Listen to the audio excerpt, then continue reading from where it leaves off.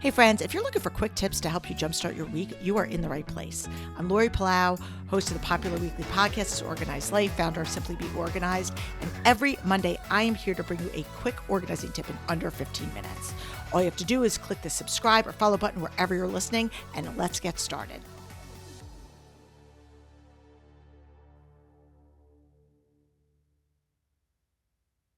Hi, everybody, and welcome to today's Tip of the Week episode. I'm your host, Lori Palau. So happy that you're here. Just a reminder that, again, you didn't tune in last week. I was talking all about my clutter coaching. I've opened up my calendar for a few spots. So if you are someone that might be struggling with getting some systems in place or figuring out why you're stuck in certain areas, or really looking for some communication strategies for your spouse or with your kids, my clutter coaching might be just what you're looking for. Each session is very personalized. It's private. It's confidential. It is like therapy for your clutter. And I've limited availability, and I have opened up my calendar from now through the end of the year, taking on a few clients. So again, we could do a single session, you could do a block of sessions, whatever that looks like. And sometimes people think, oh, I need a professional organizer to come in and do it for me, when essentially really what you need is to just talk it through and have some clarification on where you're struggling. Now, there is certainly a place for having someone come in and do it with you or for you if time is of the essence. But sometimes our issues are really more about communication and more about relationships and less about the clutter itself. So if that's something that you might be struggling with, please, I have a few clients now that I've been seeing, and I know that from the feedback that I've gotten, it's been really helpful for them and cathartic, and given them the peace of mind and the clarity to tackle some of the areas that they've been either feeling overwhelmed with or struggling with feelings of shame and frustration. And we want to kind of rewrite that narrative for you. So anyway, check out that link in the show notes if that's you. So back to today's episode. So again, October, transition time. If you're listening to this in real time, last week we talked about flipping clothes. Today, we're going to be talking about garages. Now, again, depending on where you live, this may or may not be relevant, but you can substitute the word garage for attic or basement or storage space. If you are an apartment dweller, maybe you have a little storage space like in the parking garage or something.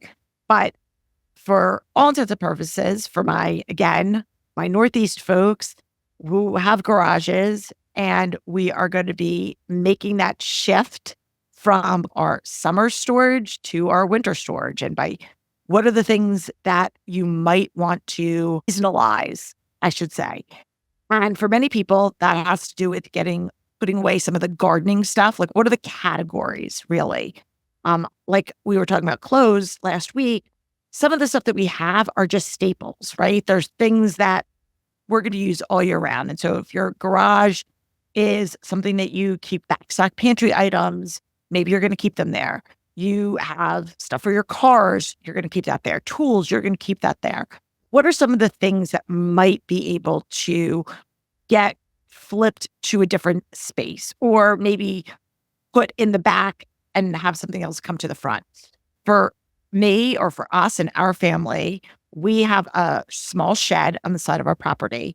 And so we keep our snowblower and all of the winter things are all out in that shed during the warmer months, because I have gardening rakes and gardening supplies all kind of front and center during the warmer months. Now that we're going to be shifting over, we're going to be moving into the cooler months, I don't need to have my rakes and gardening stuff right in front of me when I walk in the garage.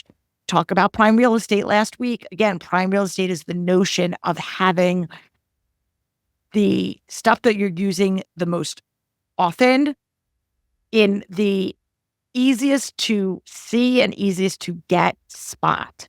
And so thinking about, how am I using that space?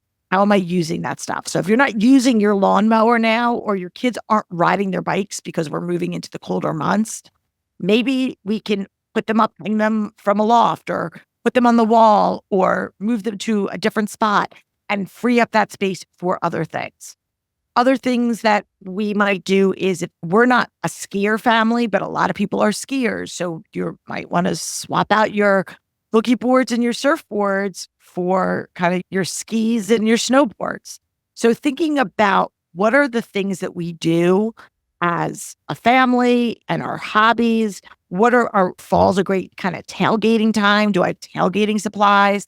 Do I have tents? Do I have those like tailgating?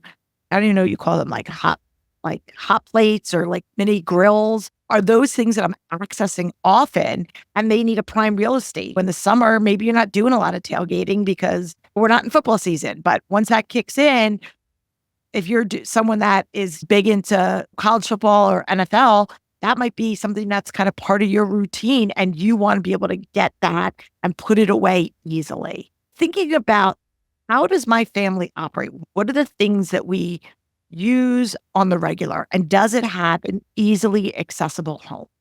So again, short, quick tip, seasonalizing. I don't even know. I think I just totally made up that word, but making your garage functional based on moving into the fall and soon to be winter season. So hope this has been helpful. Again, we're here every Monday with our tip of the week, Thursday with our other episodes. So if you're not already following us, click the subscribe, follow button. And if you know somebody that could benefit from this episode, please share it with a friend. Until next week, I'm Lori Plow. Peace out. Thanks for tuning in. If you like this episode, please spread the love and share it with your friends. And if this is your first time joining us, make sure to click the subscribe button wherever you are listening so you never miss an episode. And while you're there, please leave us a review so other people know that our show is worth the listen. You can also find us on YouTube and Instagram at This Organized Life Podcast. And if you'd like to connect with us, you can head on over to our website at simply the letter B like boy organized.com, which is filled with tons of resources, including free downloads, checklists, links to our amazing organizing partners, and all of our digital offerings. I'll see you next week for another episode of This Organized Life.